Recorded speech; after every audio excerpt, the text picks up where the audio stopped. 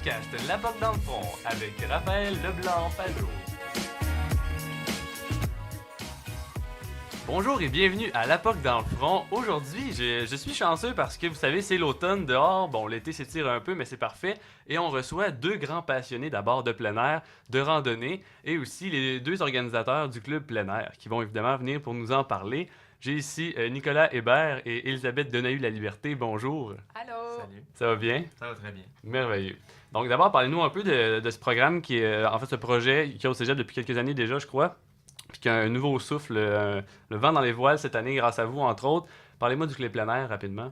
OK. Le club plein air, en fait, c'est un regroupement de gens, d'étudiants du Cégep de la Pocatière, puis on fait du plein air ensemble. Puis en gros, c'est 4 activités organisées par le club par session.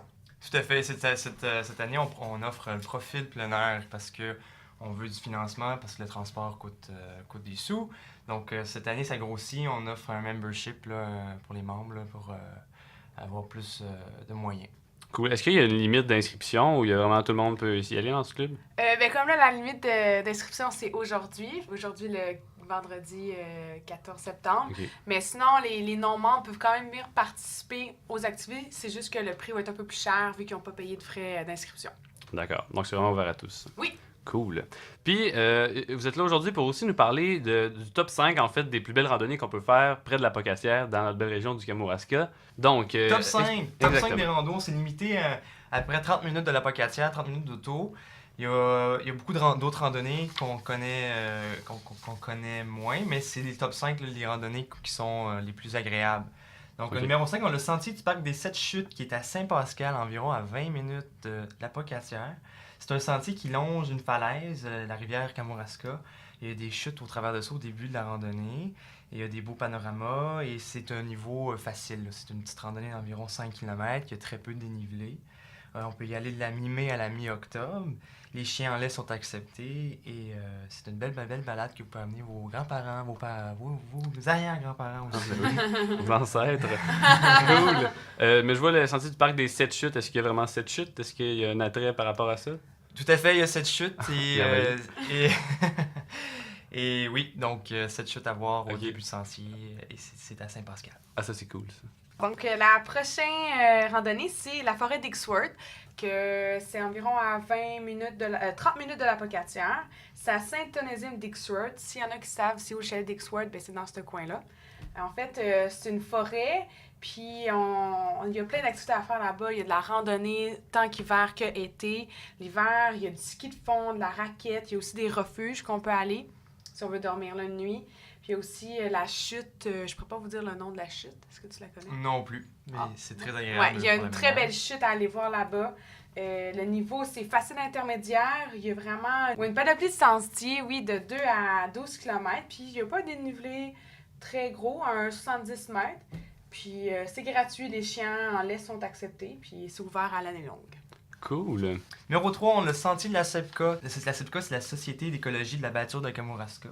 C'est un organisme sans but lucratif dont le but est de concevoir, élaborer et réaliser des projets relatifs au développement régional. Donc, les prix sont très compétitifs. On parle d'environ 3$ pour faire une randonnée dans la journée. Ils offrent aussi d'autres activités de plein air compatibles, donc du camping, ils ont un camping. Ils font du kayak de mer sur même le fleuve. Et l'un des plus beaux endroits pour faire de l'escalade au Québec, là, c'est Ok. réputé, la SEPCA. Il n'y a pas un endroit où est-ce qu'on peut louer des trucs, genre des canots aussi ou des kayaks? Oui, la SEPCA offre aussi la location, Ah, ok. matériel d'escalade, kayak. Ils Ah. ont un camping. On parle d'une distance d'environ 2 à 12 km au sommet des Cabourons. Il y a un peu de dénivelé, environ 150 mètres, donc facile intermédiaire. Vos arrière-grands-parents seront peut-être moins à l'aise pour cette randonnée, mais vos grands-parents seront capables. Ah, ok, c'est bon. Pour notre top 2, il y a le circuit du Cabouron. En fait, ça, c'est en plein cœur du Kamouraska. C'est en fait adjacent au sentier de la SEPCA. C'est à Saint-Germain, qui est environ une demi-heure de la Pocatière. Ça offre beaucoup de beaux points de vue sur le fleuve. La distance est 8,5 km, facile intermédiaire. Il y a quand même un bon petit dénivelé.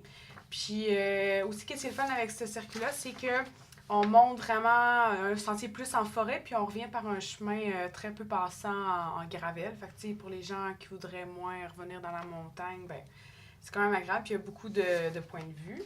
Puis c'est Ok. gratuit, les chiens sont acceptés. Puis c'est ça, c'est un beau petite place pour admirer les beautés du Kamouraska. D'accord. Et finalement, notre tant attendu top 1. Oui. Top Quel 1, était- le sentier de la Brise-Culotte à Saint-Pacôme, et à seulement 15 minutes de la Pocatière.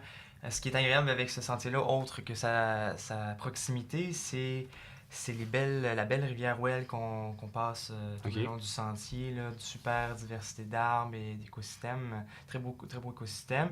Encore une fois, c'est une distance accessible, 2,2 km ou plus, mais il y a pas très peu de dénivelé, c'est très près de la Pocatière, c'est gratuit, les chiens sont acceptés, et en raquette, l'hiver, c'est encore une fois possible. Elisabeth va terminer avec... Oui, il y a aussi l'incontournable L'incontournable. à aller voir, c'est la montagne du collège. Ben oui. Si proche du cégep, c'est vraiment au cœur de la Pocatière. C'est une petite montagne qui offre environ au plus grand tour 4 km de sentier. Puis, tu sais, on peut juste aller faire un petit 15 minutes, aller au sommet, voir le coucher de soleil. C'est vraiment une belle place à aller. C'est facile, puis il y a quand même un petit dénivelé. Puis c'est gratuit, les chiens sont acceptés. On peut même y aller l'hiver, faire de la raquette, du ski, c'est pour les plus intrépides. Mais... puis c'est ça, fait que c'est vraiment un beau petit sentier, des beaux points de vue. Puis il y a même, il paraît, des chemins centenaires. Oui, il y a Oh. des sentiers centenaires là, qui sont très peu pratiqués, donc on se demande des fois mais où ça va ce sentier, mais c'est parfois des sentiers très... Qui mène nos arrière-grands-parents. Tout à fait. Ouais. D'accord. Tout à fait. Ouais. Ben, merci beaucoup, Nicolas et Elisabeth. On continue à recruter des gens peut-être pour le club plein air. Il n'y a plus de place officiellement parce que le podcast va être publié plus tard. Ouais. Mais on peut quand même rejoindre des activités à Oui. titre de participant libre. Cool, ben on vous souhaite une bonne année de plein air à vous et Merci. d'études. Merci d'avoir été là. Merci.